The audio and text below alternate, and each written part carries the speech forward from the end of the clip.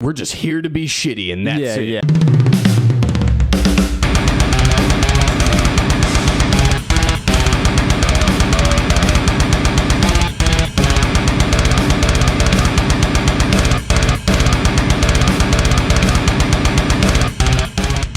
This is Anything for the Story.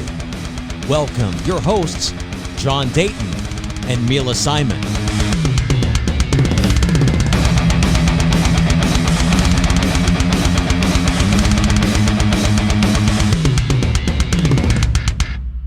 Ladies and gentlemen, welcome to episode 5 of Anything for the Story, the podcast. My name is John Dayton. I am Mila Simon. So we wanted to let you guys know that we're about to release some pretty funny videos coming up with some ideas we had. There was a video that had been brought to our attention that a couple people asked us to remake.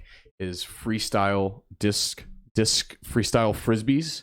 Freestyle frisbee guys. It's an original video, old school freestyle frisbee. Yeah, from like these guys in like the 70s and I guess the 80s that go around and they just entertain. they're just entertainers freestyle frisbee with freestyle frisbee. And number one, the video is fucking hilarious because they're serious, and we're obviously not going to be serious about it. We wanted to do our own little take on it. The Anything for the Story take on freestyle frisbee from the 80s. We're looking forward to it. We're going to film coming up this Sunday and probably release it next week, so you guys can, keep your eyes peeled for that. We've also hired on basically an editor slash everything, or she's really our bread and butter here, man. She's making our lives a whole lot easier. Once again, shout out to Rhiannon Smith. Shout out to Rhiannon. She's set up everything. She's set up the website, which anythingforthestory.com. Go check that out. All of our episodes are up on there. So the way that our content is going to be being showed now is going to be a little different, and we're still going to be trying out things and playing around with things. So if anybody, like if you guys like the full 30-45 minute podcast, you like the whole thing, let us know, but we're gonna try the doing it in smaller portions. And this episode is gonna be a little special. I know this is October, we're in October now, and everybody's wanting to do the sober October, so we figured we'd talk about the first time we ever got drunk. It's an exciting one because it's not only the first time that we got drunk, it's also the first time we blacked out as well. It all happened on the same night, like dead almost, to the point like both of us were questioning whether the next day we were going to survive. Definitely. It's not like we had been drinking for a long time. Like this was new to us. Like I think I drank once before at like homecoming or something. And that's about it. And that didn't go very well either, if I remember correctly. It went better than this time though. That's true. That's true. So we wanted to start off with how it began. It was our friend's wedding. And it was the night before we were 16 and almost 16, 17 years old, I believe. 16 years old.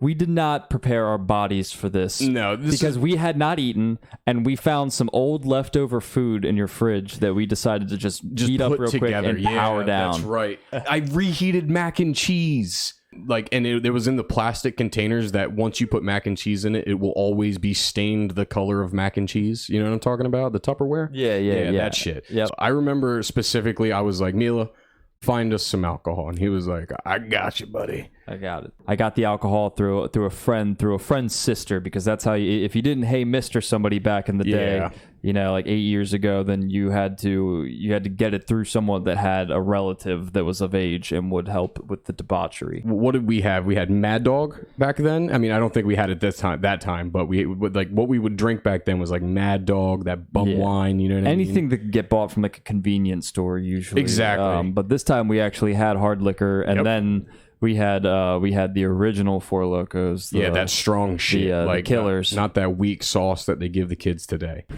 So we pull up to said buddy's house, and really he was our buddy's cousin, the wedding that we were going to, and he was a little bit older than us.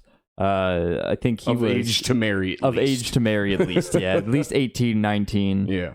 And we're gonna go hang out with him and another friend who's older, and then our friend whose cousin it actually wasn't really into drinking at the time.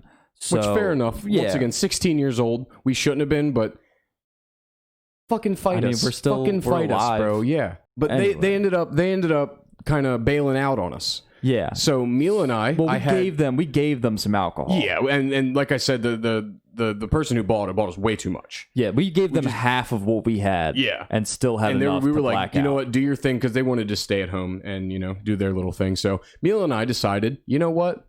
We're gonna get fucked up anyway. Fucked up. So we decided to wait till it got dark. And then as soon as it got dark, we were like, you know what? It's time. Yeah. Let's get dirty. So we decided to walk. We walked, maybe like a quarter mile away from my house.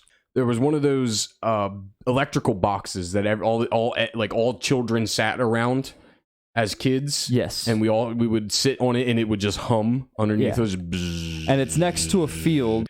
We're just sitting in the middle of the road at not even late. It's probably like 9-10 o'clock.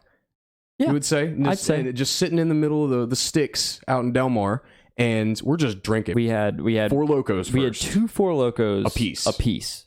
Yeah. And then we also had a fifth of Blue Raspberry Burnett's vodka. Yeah. So, Yep. we're drinking these 4 Locos.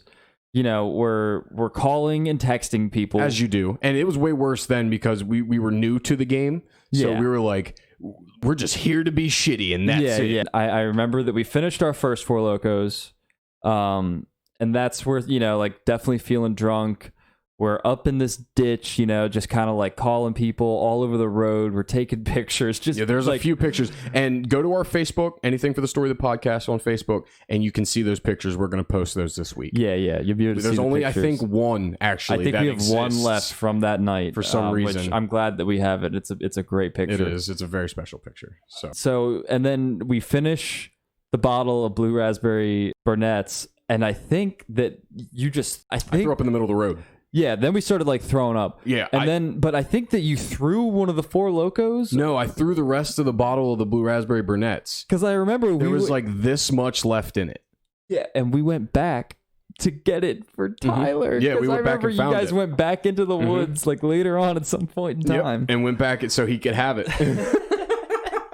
And he drank it. Waste not, want not, said the Lord. I'm pretty sure we drank all of it. We drank 2 Four Locos apiece to start. And then we worked on the Burnett's. Drank, yeah, that's what happened. We drank both the 4 Locos. And we got halfway through it, and then I threw it into the woods because I threw up the shells. Yeah, right in the middle of the road. Yep. And then this is where it starts to get fuzzy. I'm going to tell my part of the story because this is where we part ways. So this is, like I said, we're like a quarter mile away from the house, and there's at one point I remember. This is the last point I remember. Mila is rolling back and forth in the ditch, just in his shorts, no shirt, just my boxers, just his boxers actually. And mind you, that we're right next to a road that's normally decently busy, but for some reason this night nobody came by. He's rolling back and forth in the ditch, in the wet grass ditch, and I'm like, Mila, we gotta go. And he goes, "Fuck you." And I was like, all right, well, I guess Mila dies here. So I walk back to the house, and I remember getting to the back door, and the last memory I have is walking in the back door and just falling down the steps, and then that's it.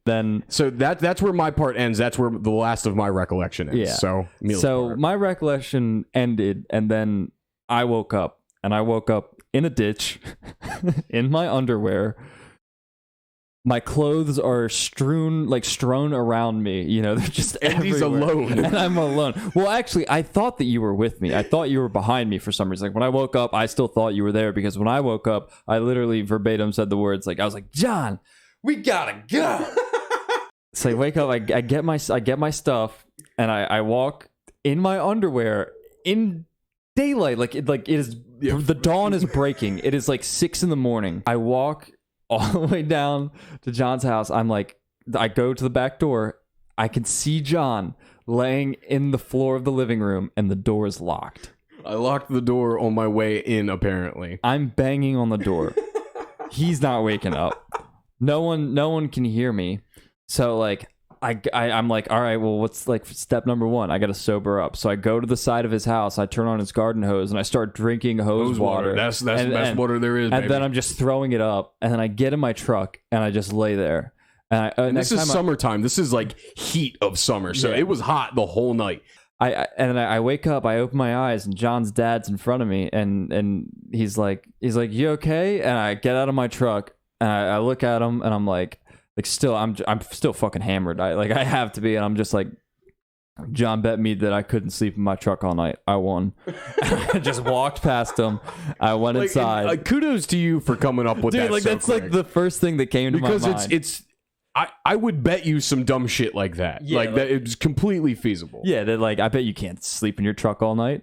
I bet I can. Yeah, $10 in my pocket, and meanwhile, this is the day of the wedding that we are supposed to be going to, so we remember this all happened the night before the wedding. Yep. I walked to the bathroom. I look to my right, and John is in the bathtub, pale as a ghost. I'm naked, of course, but I'm just sitting naked, there. Just sitting in the bathtub. Just looks horrible. I get to the toilet and just start fucking throwing up. And then my parents, they knew, but at first we just told my mom that Mila had food poisoning. Yeah, that didn't pan out so good because John's sister. I mean, she figured that she knew. She knew. My sister's legit. All right, so she was. This is her part of the story. Yes, this is her part of the story. So she found me sitting on the side of my bed, just baby barfing, just literally all over himself. Just sitting up, throwing up onto myself. And so she cleans me up. I threw up on the rug I had in the bedroom. She cleans that off, gets me in the bathtub, starts feeding me bread, getting me straight water. So everything's good. Everything, and we're set until the next morning when Mila, the dead body, walks in. And I'm looking fine, and they're like, "What the fuck happened to Mila?" And my sister got to me. No one took care of me. Shit. I didn't have any bread. He slept in a hot truck. So I have legit alcohol poisoning. Yeah, I made it to the wedding. He goes to the wedding. I can't go. I'm like, I can't do it. I am also breaking out in hives because he was rolling around in the ditch all night. So they're extremely worried about me. Yeah, dying, and they're asking all kinds of questions. Yeah, they're asking all kinds of questions. What did you eat? What was the problem? Yeah, and then finally they were like, "Did you guys drink too much?" And we were like, "Yeah, yes, yeah, yes." And I rolled around in the ditch. Yeah, and they were feeding me watermelon, but my throat was so from burnt puking. from bile. And it was bad. It was just shot. Yep. And so I did not go to that wedding. And I made it. And they questioned. They were like, "Where's Mila?" And I was like, "He's dead." You're never gonna see him again. No. But the end of that story is I went. There was one of those things that you sign, that everybody if they have a wedding, they get all the guests to sign something and write a little sweet message. And it's still hanging in his house to this day. You can see I wrote in pretty decent sized words, "Nothing feels better than a vibrating butthole, JD." And that will be hanging in his house for the rest of their marriage. They have 4 kids now, too. Yeah, they do. Yep. And shout out to our sober homies for Sober October. Yeah, if you guys are doing the sober I haven't had anything to drink. It's tough to do. Sober October's tough, or sober living is tough. So if you're doing it, shout out to you guys, because kudos. Fuck. Good on you. Yeah, especially with the times of today and everything going on in the news and the world. Being sober right now is almost impossible. I feel it. And it makes me want to call back to an earlier episode where I said, I don't know if anything could surprise us anymore. It's like Trump gets COVID, not surprised. Yeah. And so not surprised. And I wasn't surprised either. But I was, I'll say, gleeful. Just because it reminds me in my heart that karma's still real. I hope so. You know what I mean? And I'm a firm believer in karma. And sometimes it'll bitch slap somebody right in front of you just to let you know that this shit's still real. You know what I mean? And I love that. Yeah. Life really, and like you said, nothing surprises me, but it still can make me a little happy sometimes. Yeah. I work with a lot of psychology majors at my job. And I asked one of them an interesting psychology fact, and actually a different one answered, which is funny because I didn't ask that person. But they still answered, but they said to me, that the person you end up being with, the love of your life, is most likely going to be exactly like your best friend. Okay. And I was not happy about that. I was not gleeful about that answer. Yeah. Because I can almost see it with you. Yeah. How we are alike, you know? Like, we are... Yeah, I can understand kind of very similar. I can understand that. But here's the thing. If you bring home a girl and she's as funny as me, I'm going to have to kill her. She's not taking my spotlight. She's got to, like, she's going to have to be funnier than you and butcher than you as well. Like, very broad shoulders. Just I want her to be able to, like, snap me. Dude. Oh, my God. Like a bundle of twigs. Like... That's your perfect woman. She's just brawny, dude. Burly. 6'4.5", maybe. That's oddly specific. 6'6" with heels. That's 1.5 heels. I don't know what standard heel length is. What's your standard heel length on some Louis Vuittons? Yeah, some red bottoms. Let's get some answers on that. If we standard heel length. Comment on this video if anybody knows the answer to that. Heel lengths are. Do really tall girls also wear heels, or do they does that make it like? I don't know how that works either. Yeah, of course they do. They're allowed to wear whatever they want. I think that giantess women are just. They could just baby. You think it's the bee's knees? That's what you're into. Like you want death by snoo. Hey, if anyone's watching and you got an Amazonian sister, tell them to hit me up. Yeah. Oh, also, I wanted to mention this episode is actually brought to you by Mila's tiny ass dick. Is your dick covered by a skin sheath like a dog? So is Mila's. Is your dick an innie? So is Mila's. I thought you were gonna say something about my tiny ass butt. He does have a tiny ass little butt that he ain't gonna do shit about except do squats, and he won't even do that. Hey, you know what pisses me off? You can't hold your own shit. That too. Not only do I have a severe distrust of my own anal muscles, I've been made fun of before by a couple close friends. They said I got Hank Hill butt, and that pisses me off because my shit's fat, dog. What does that mean exactly? You ever seen Hank Hill's butt? We'll put up a picture of Hank Hill's butt. This is what I've been compared to.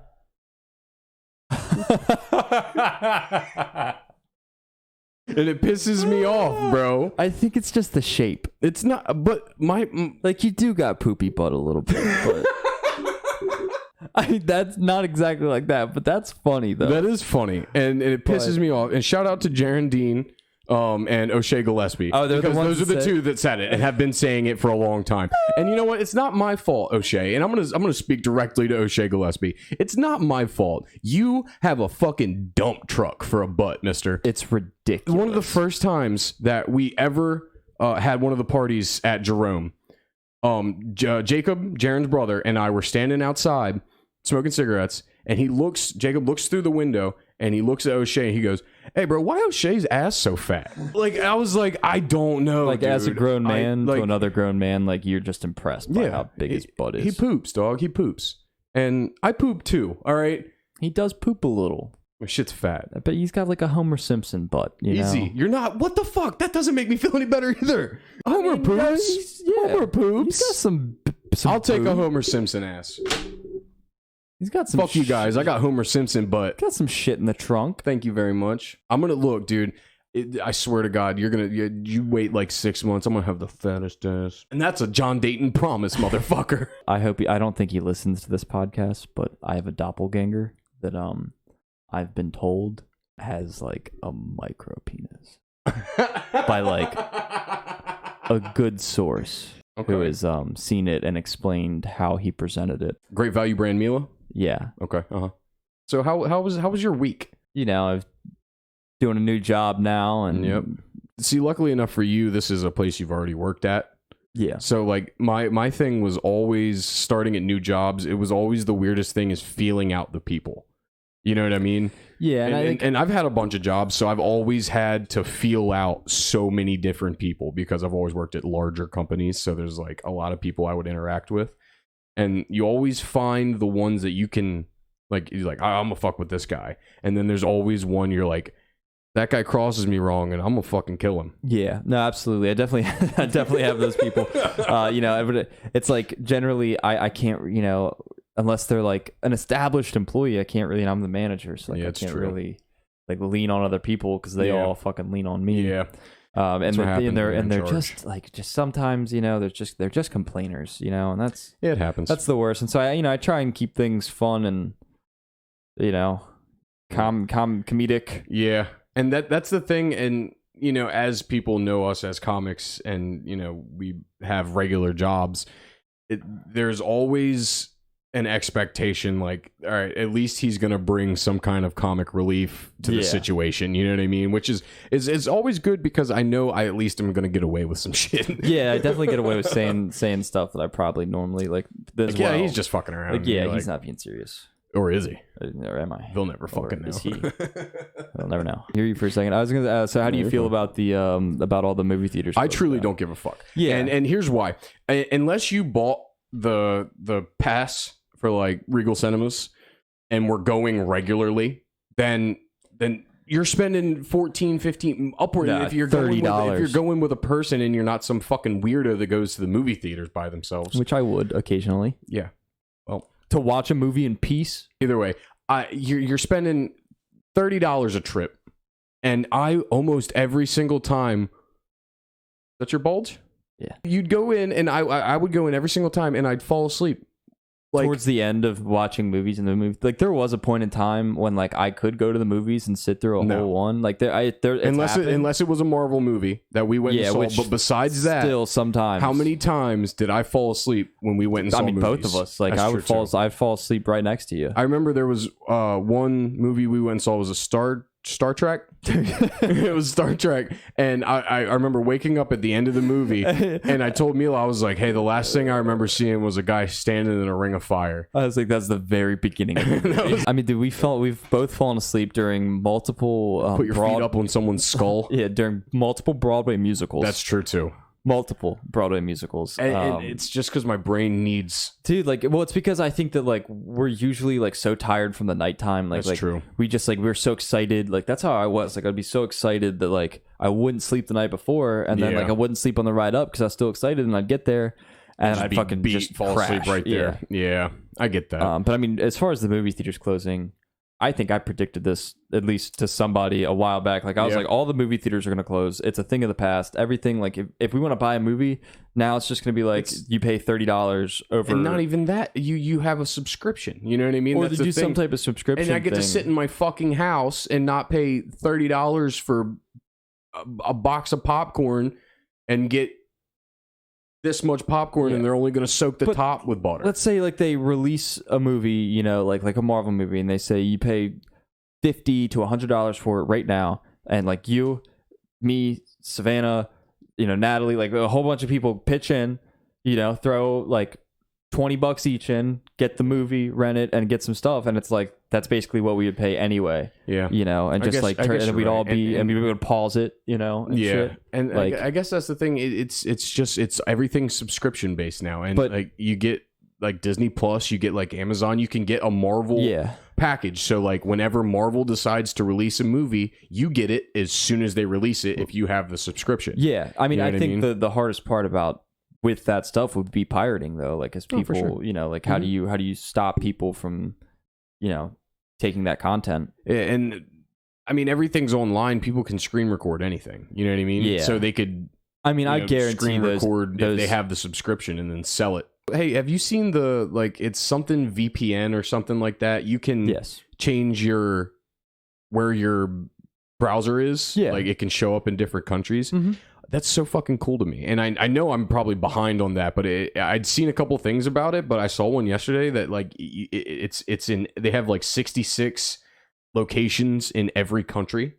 So you could say that you're in like Singapore or something like that and watch what's on Netflix in Singapore. You know what I mean? That's so fucking cool to me. Yeah, it is really cool. ExpressVPN, maybe? Yeah. I think.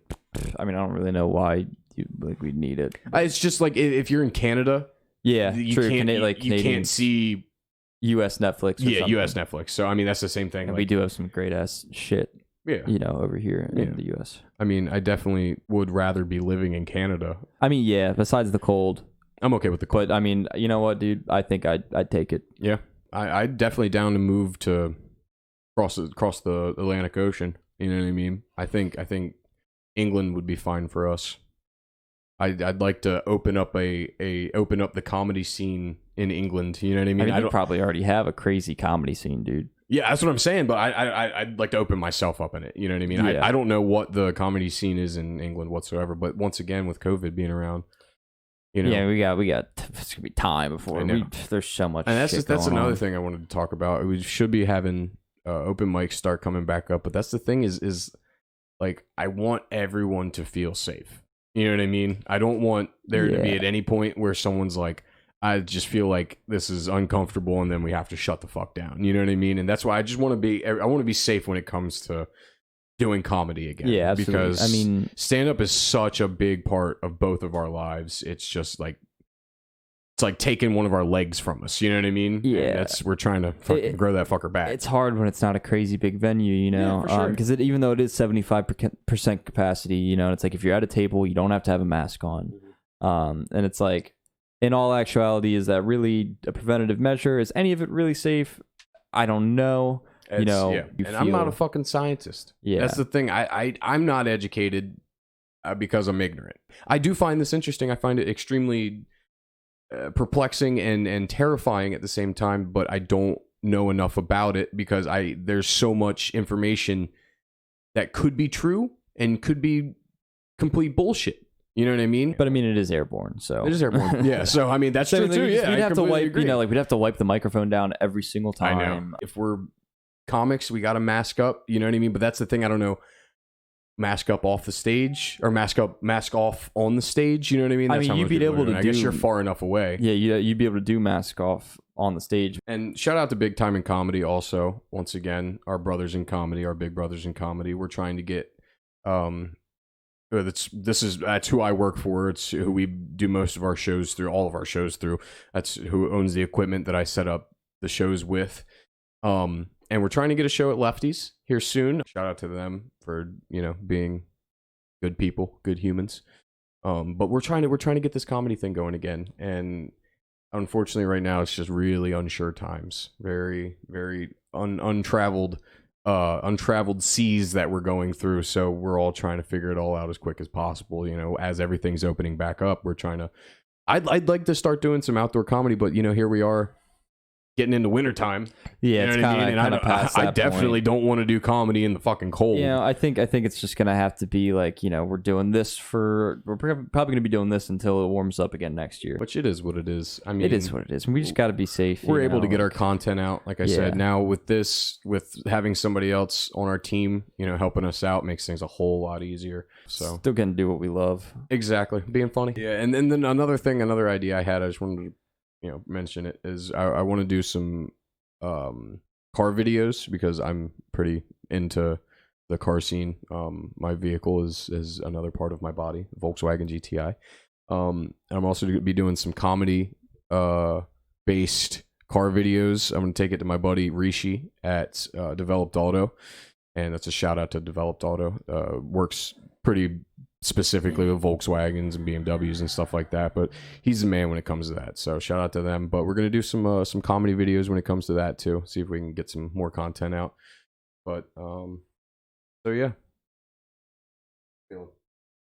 about that or in general? Just in general. I don't give a fuck what you feel about that. I'm cool. I don't know. We've been playing around with a bunch of ideas.